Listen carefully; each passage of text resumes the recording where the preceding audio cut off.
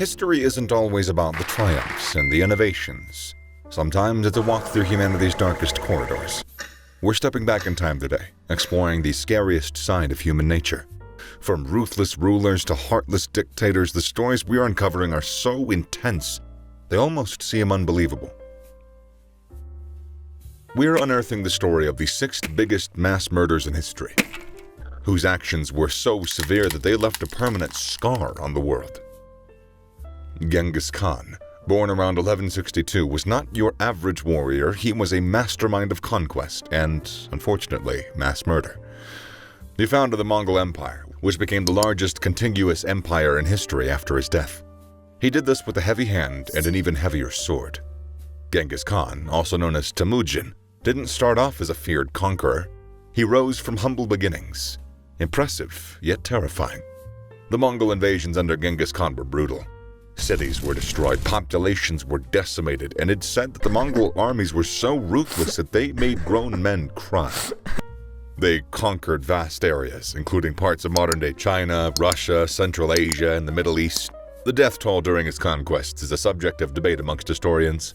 Estimates range wildly, but some suggest that millions perished as a result of his campaigns. To put that into perspective, he was responsible for so many deaths that he might have reduced the global carbon footprint. He was truly an unintended environmentalist.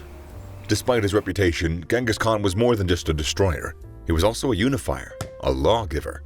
He united the Mongol tribes and established laws that, well, let's just say they were a bit harsh, but they were effective. Stealing a horse was prohibited in his rulebook, punishable by death. He also promoted religious freedom, which was quite progressive for his time. Who would have thought a fearsome warrior could be so forward-thinking? Genghis Khan's death was shrouded in mystery. There are tales that he died from injuries sustained in battle, while others were saying that he was thrown off his horse. And some even speculate that he met his end during a celebratory feast. Ivan the Terrible, also known as Ivan IV, Vasilievich, was the first Tsar of all of Russia, and he took his job title a bit too seriously. Born in 1530, he started his reign over Russia in 1547, and quickly turned from a promising young leader to an absolute nightmare for his subjects. He reigned in Moscow, but his infamous acts were felt throughout the vast lands of Russia. Ivan was known for his extreme paranoia and his cruelty. One of his most notorious projects was the Oprichnina, which was not a cool bad name, but rather a policy that allowed him to seize lands brutally and suppress anyone that he suspected of disloyalty. That included nobles, priests, and common people. Amongst his brutal acts, the massacre of Novgorod stands out. In 1570, Ivan, suspecting the city of disloyalty, unleashed his fury on Novgorod. The numbers vary, but it's believed that tens of thousands were killed, with some estimates going as high as 100,000. The city was plundered, and its citizens were subject to unimaginable horrors. It was like a medieval horror movie, but it was very, very, very unfortunately real. Ivan's family life was no picnic either. He killed his own son, Ivan Ivanovich, in a fit of rage. This incident is one of the most famous and tragic moments of his reign. It is said that Ivan regretted this act for the rest of his life. There are a few conspiracies surrounding his death. Some say he was poisoned, possibly by his own advisors, who were just over his terrible ways. Others suggest that he had a stroke while playing chess. Either way, it seems like a fittingly dramatic end for such a dramatic ruler. Adolf Hitler.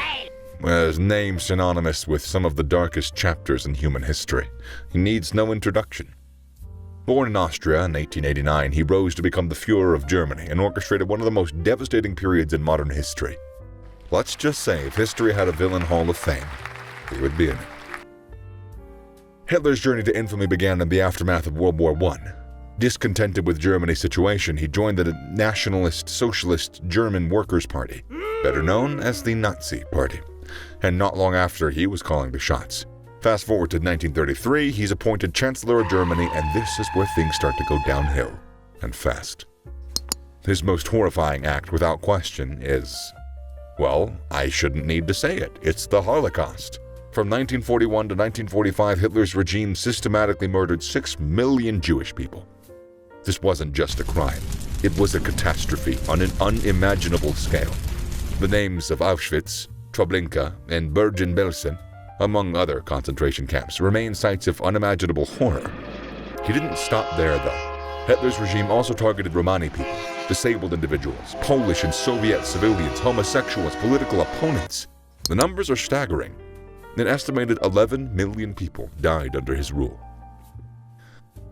Hitler's reign wasn't just about the numbers, though. It was about the scary efficiency and cold calculation with which these acts were carried out. The final solution, as it was infamously known, was an industrial-scale operation of evil. Of his death, it's a bit of a dramatic story in itself.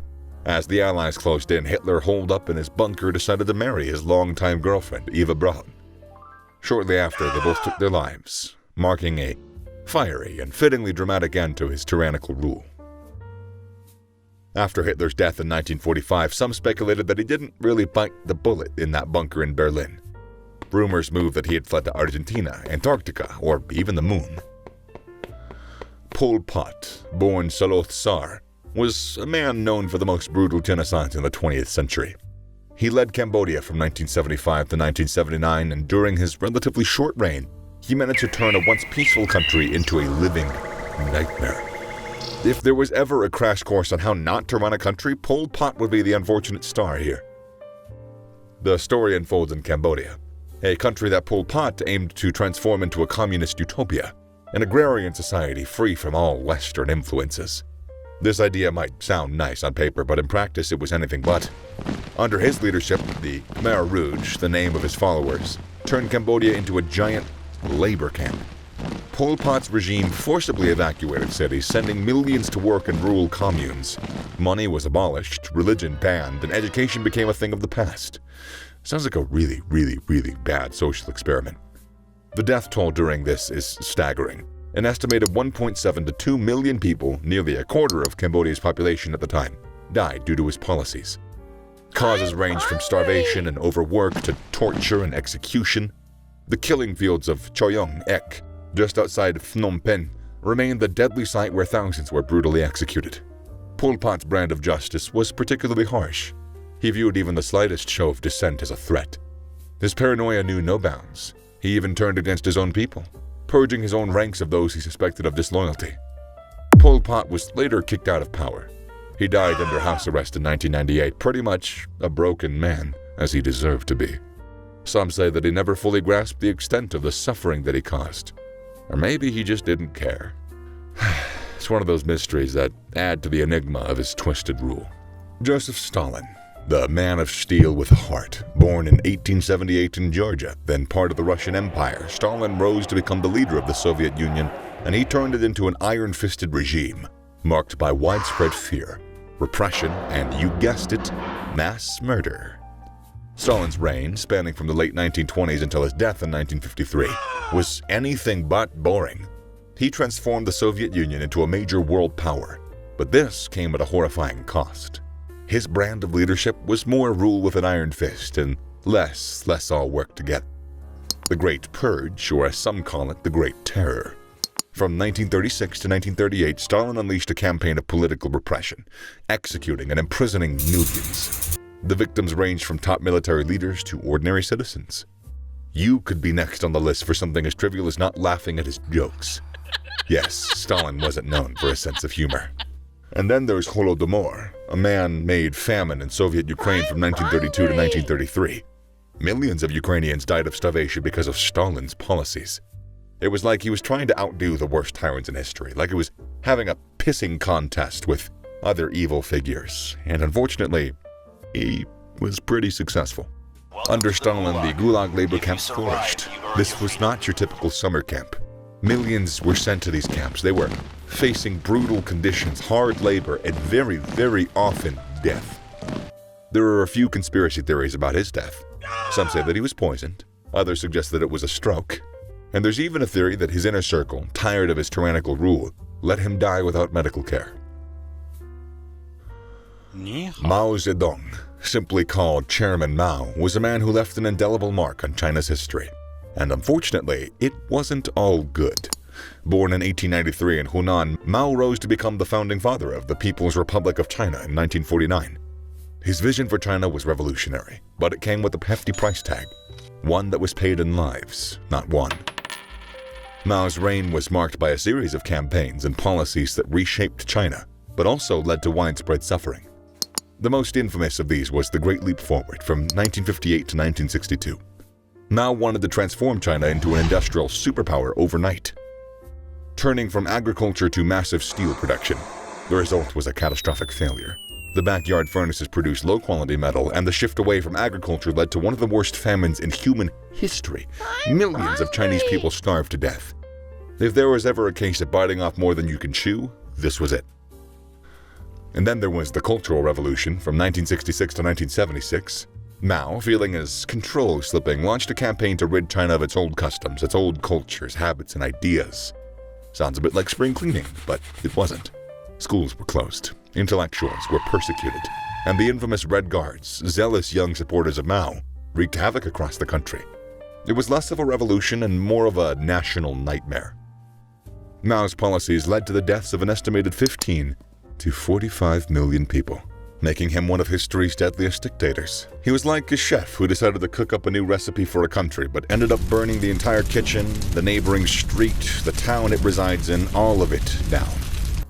Mao's death in 1976 was pretty straightforward, but there is a fair amount of speculation about the exact nature of his health issues. Some say he was mentally unwell in his later years, which might explain some of the more outlandish decisions. Others wonder if his close aides, like the infamous Gang of Four, manipulated him for their own ends.